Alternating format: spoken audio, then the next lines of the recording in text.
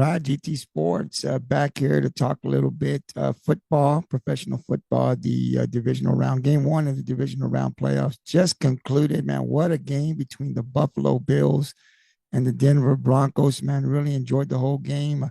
First one started like most of those games ended in the wild card round. So let's get straight into it. Right, I picked Buffalo. I was going to go with Josh Allen. I was going to ride Josh Allen all the way until he played Houston, if that be the case.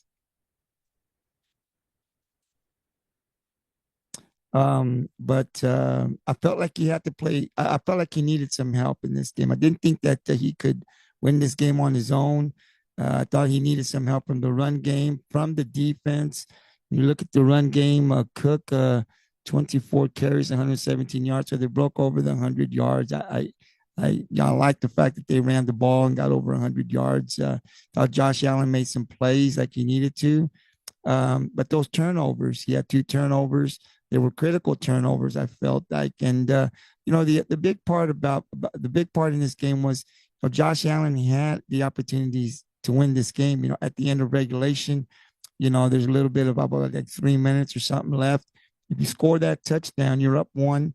If you score that touchdown, that puts a lot of pressure on a young quarterback like Bo Nix, and that's where I thought that they had the advantage. Now you got to come down. You can't, get a field goal. You got to come and score a touchdown, right? And so I thought, man, they're coming down the field. If they score right as the game is almost over, that puts a lot of pressure on the young quarterback on the other side. I think Buffalo has a good chance to win this game, right? That didn't happen. They settled for a field goal. Denver's able to come back, score a touchdown. They're up by three. And then with less than a minute, Josh Allen able to get his team in field goal position to tie it. So we go into overtime. In overtime, again, the defense did their part, and then he has a chance to take them down the field and kick a field goal, because at this point Denver already had a possession. So you kick that field goal, game over.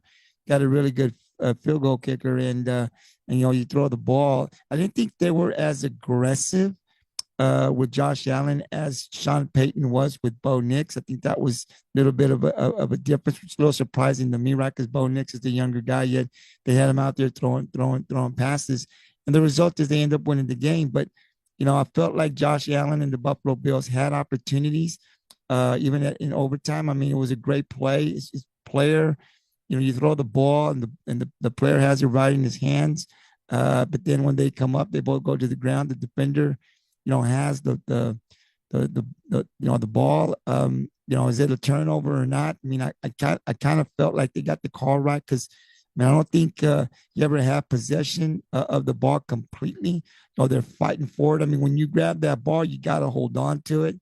Was he down by contact? I don't know. They have all these rules now that but the call was made, and it is what it is. And even with that call, I mean, Denver has to come back all the way and get themselves in field goal range to win it. But I think what really doomed Buffalo was the turnovers, one, and they were still in the game, even with the turnovers, but those turnovers and penalties is what I think doomed Buffalo in. So, kudos to Denver. I mean, they offensively, they played a lot better than I thought that they would. I didn't think that they were going to take a lot of chances. Bo Nix showed me a lot tonight, that man, he can play. I mean, and Sean Payton isn't scared to put him in positions where he has to make a play, right? They weren't conservative. They were trying to win the game. That's Sean Payton style, right? I'm not going to, I mean, he's going to go down. He's going to have him throw down the field. He's going to have him make those tight throws. So a lot of confidence in Bo Nix. And today, he delivered. And, that was great play. I think, let's see, don't have his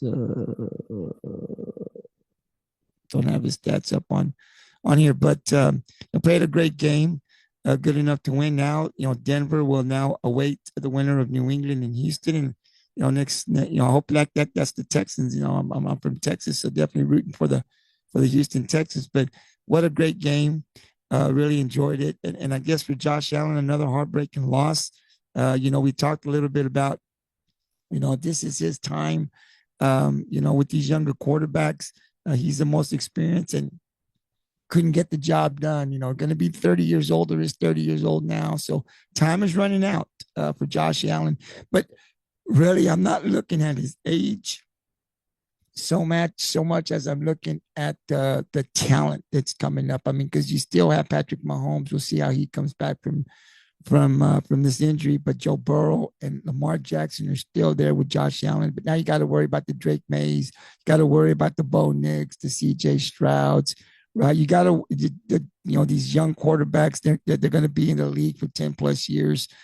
So it's only getting harder as you see the play of these quarterbacks and what they can do, and then it's some of these defenses. And so, is Josh Allen ever going to win a Super Bowl?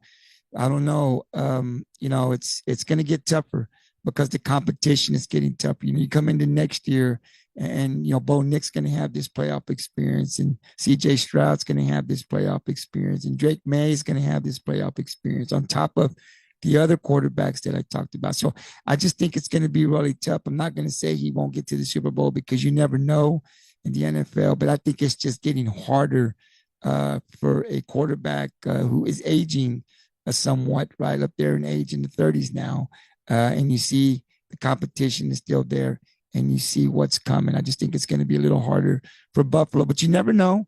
His career's not over yet, so I won't talk about anything about him until he actually retires, and then I'll take a look at his career. But I'm still hoping that before he calls it quits, I hope that Josh Allen and the Buffalo Bills can get and win a Super Bowl. We'll see how it happens. But just wanted to come out and kind of talk a little bit about this game. Denver surprised me offensively. I knew defensively they were good. I don't think they're better defensively than Houston or Seattle, but they're really, really good. Top 5 defense, maybe I would say. But offensively, Bo Nix, they really, really surprised me in the way he played and the way Sean Payton called it. He put him in, and he let him go. He's my quarterback. The pressure, you got to make these throws, and he delivered more times than not, and that is why the Denver Broncos are now moving on to another week of playing football. So it should be interesting. Going to take a look. I'm taking a look now at the 49ers and the Seahawks. We'll see how that plays out. And then 2 more games tomorrow. So after the Seahawks 49ers game, I'll come back out real quick, do a video, talk a little bit about that. But definitely going for Seattle. So right now I'm 0-1 in my predictions because I have Buffalo. Buffalo took the loss, so I'm 0-1. So I'm hoping that Seattle win this game and I can go 1-1 going into Sunday. We'll see how it happens. But once the game is over, I'll be back to create another video to talk a little bit about the Seahawks 49ers game. We'll see you in a bit. Enjoy the game.